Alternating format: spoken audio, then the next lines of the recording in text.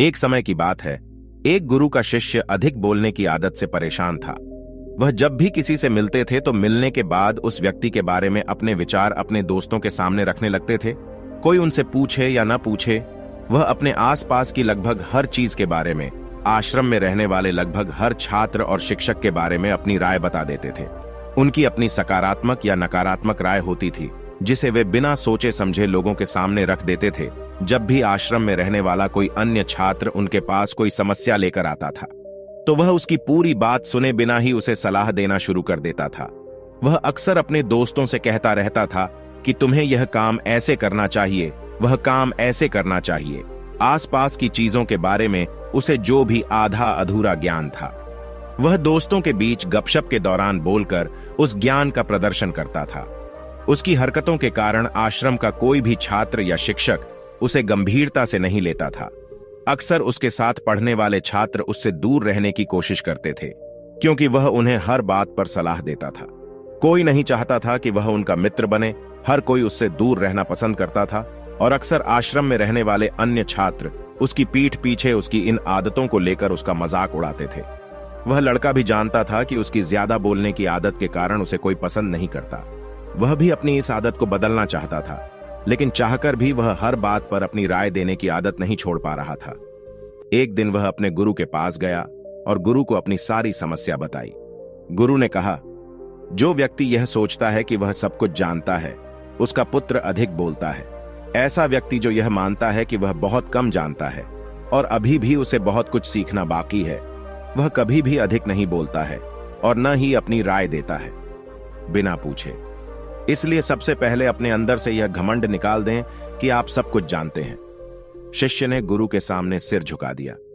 गुरु ने कहा, बेटा, मैं तुम्हारी ज्यादा बात करने की आदत को एक दिन में खत्म नहीं कर सकता। तुम्हें धीरे धीरे अपने अंदर की यह आदत कम करनी होगी। लेकिन मैं तुम्हें यह जरूर बता सकता हूं कि तुम्हें किन मौकों पर चुप रहना चाहिए ताकि तुम खुद को बचा सको, दुखी होने और किसी बड़ी मुसीबत में फंसने से। शिष्य ने गुरु की बात से सहमति जताते हुए हां में सिर हिलाया। गुरु ने कहा, बेटा, इन 5 अवसरों पर हर व्यक्ति को अपना मुंह बंद रखना चाहिए। पहला, जब आपको लगे कि आपकी बातों से कोई आपकी भावनाओं को नहीं समझ सकता, तो उस समय आपको चुप रहना चाहिए। अक्सर हम अपने दुख और परेशानियां लोगों को बताने लगते हैं, जबकि हमारे आसपास रहने वाले ज्यादातर लोगों को इस बात से कोई फर्क नहीं पड़ता कि हमारी जिंदगी में क्या चल रहा है। हर इंसान को सिर्फ अपनी परवाह होती है। वह सिर्फ अपने बारे में बात करना चाहता है, वह सिर्फ सुनना चाहता है, अपनी ही तारीफ। हमारी जिंदगी की परेशानियों से उसे कोई फर्क नहीं पड़ता और वह सुनना नहीं चाहता है। हो सकता है कि वह 1 या 2 बार आपकी दुख भरी कहानी सुन ले, लेकिन उसके बाद वह आपसे दूर भागने लगेगा, क्योंकि दुखी और असहाय व्यक्ति के साथ कोई भी रहना पसंद नहीं करता है। इसलिए कभी भी अपनी परेशानी अपने कुछ करीबी दोस्तों और परिवार के लोगों के अलावा किसी और को न बताएं, जो आपकी बातों को समझने की बजाय उनका मजाक उड़ाते हों। दूसरा, जब आप नहीं जानते कि किसी खास मौके पर क्या बोलना है या आपको किसी खास घटना के बारे में आधी अधूरी जानकारी है, तो ऐसे मौके पर भी आपको चुप रहना चाहिए। ऐसा व्यक्ति जो आधा अधूरा ज्ञान होने के बाद भी उस विषय पर बात करता है, वह अक्सर मजाक का पात्र बन जाता है और ऐसे व्यक्ति को कभी भी कोई गंभीरता से नहीं लेता है। वही व्यक्ति अपनी बात प्रभावी ढंग से रख सकता है जिसे उस घटना या विषय विशेष की गहरी जानकारी हो। इसलिए कभी भी आधी अधूरी और इधर उधर से मिली जानकारी के आधार पर लोगों को समझाने की कोशिश न करें। तीसरा, गुरु ने कहा, जब कोई व्यक्ति आपके सामने किसी तीसरे व्यक्ति की बुराई कर रहा हो, तो ऐसी स्थिति में आपको चुप रहना चाहिए। आपको कभी भी ऐसी नकारात्मक बातचीत का हिस्सा नहीं बनना चाहिए, क्योंकि आज जो व्यक्ति आपके सामने किसी तीसरे व्यक्ति की बुराई कर रहा है, वह कल किसी और के सामने भी आपकी बुराई करेगा, और इस बात की अधिक संभावना है कि आज आपने उसे कहने के लिए तीसरे व्यक्ति की बुराई की है।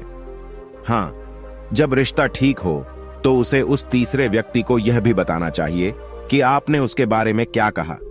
इसलिए जब भी कोई किसी दूसरे व्यक्ति की बुराई करता है या उसके गलत समय का मजाक उड़ाता है, तो आपको बस उसकी बात सुननी है, अपनी कोई राय नहीं रखनी है। अगर आप ऐसा करते हैं तो भविष्य में आपके लिए परेशानी खड़ी हो सकती है।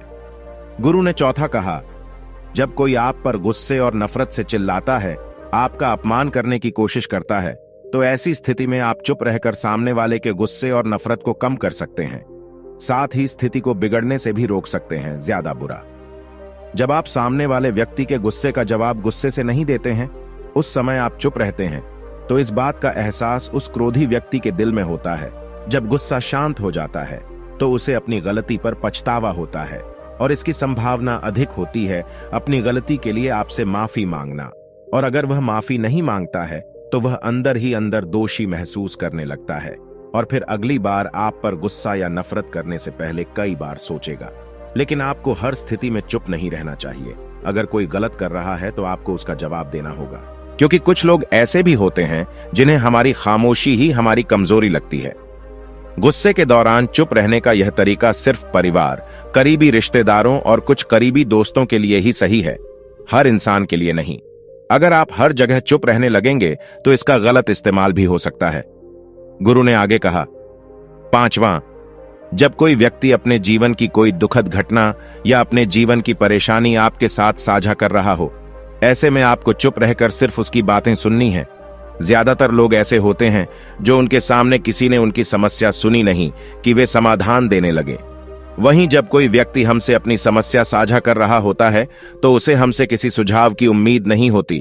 वह बस यही चाहता है कि हम उसकी बात ध्यान से सुनें, क्योंकि जब हम किसी की समस्या को ध्यान से सुनते हैं तो उस व्यक्ति को आत्मिक शांति मिलती है।